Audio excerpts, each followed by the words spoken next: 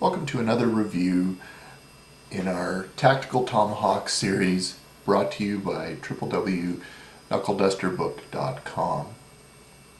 Today I'm going to be looking at K5 Tomahawks, both the Spike Hawk and the Pole Hawk. These were two of the Tomahawks that got me excited and very interested about tactical tomahawks. I remember seeing the Spike Hawk on the cover of Tactical Knives magazine a few years ago, and I thought it was one of the most innovative designs to hit the cutlery world in years. It got me excited right away. I went on to the K5 website and ordered one immediately. It did take some time for it to arrive, and in the meantime I bought a pole hawk on the I guess on the used market, you could say. So looking at the K5 Tactical Tomahawks, the first thing one notices when one is picked up and handled is they are heavy. They have substantial heft to them. You can see the thickness of the haft. The entire tomahawk, except for the scales of course, is made out of a single piece of 1050 carbon steel that has been heat treated at the head to retain edge, to give it that hardness that any good field blade requires. But the body of the haft has not been heat treated, so it would retain a little flexibility, as much as a great big hunk of steel like this can be flexible. But believe it or not, that's what is required in a tactical tomahawk. The scales give the haft a very wide, very comfortable feel. They are made out of T6 aluminum that's been anodized. They're checkered, very comfortable, secured by screws, easy to take off these scales and clean or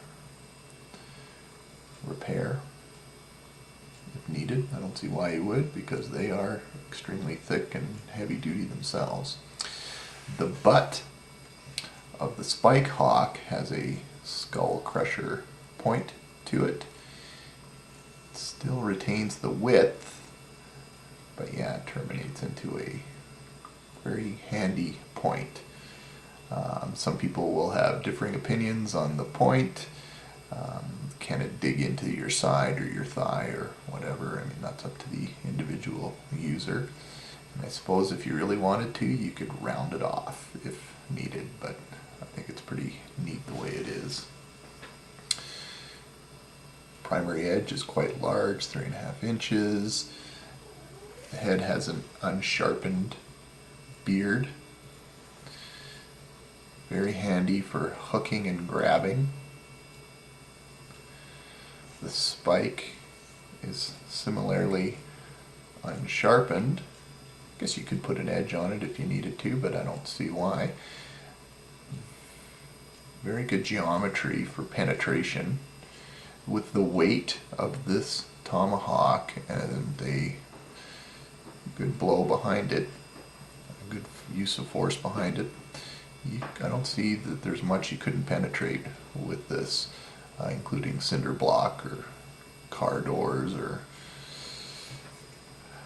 doors to dwellings. Tremendous for breaching. This would be just absolutely amazing for anybody who needed to breach a door or a window.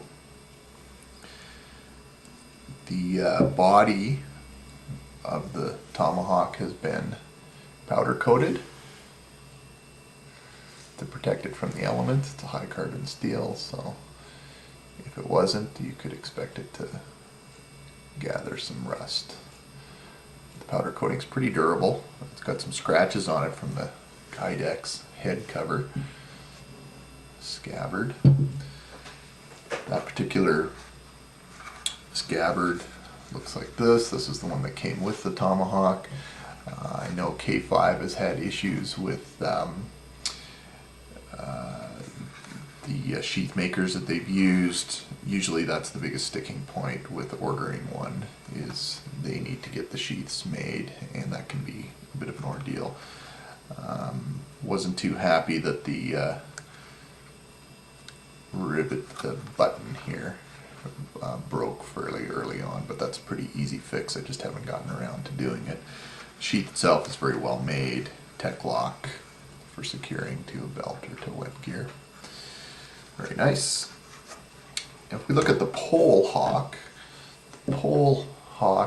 has, they've deleted the spike on the rear, and it gives it a nice hammer pole, which itself is not bad in combat. I suppose it would still do some damage, but there are a lot of proponents of the pole versus the spike who feel that the spike is more dangerous to the wielder of the Tomahawk because it's pointing directly into their face, and if it was pushed back or they fell or whatever, the spike would do them more damage than good. Very similar to the Spike Hawk, again, the anodized aluminum scales, same thickness in the body, similar head, 3.5 inch primary edge.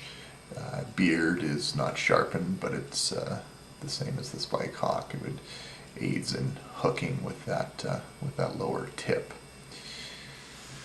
One of the bigger differences is in the butt of the handle. This is more of a pry bar. It's not a skull crusher like the Spike Hawk. It's got a pry bar tip to it. A very nice little feature, and of course the lanyard hole as well. The deletion of the spike doesn't really do much for the reduction of weight.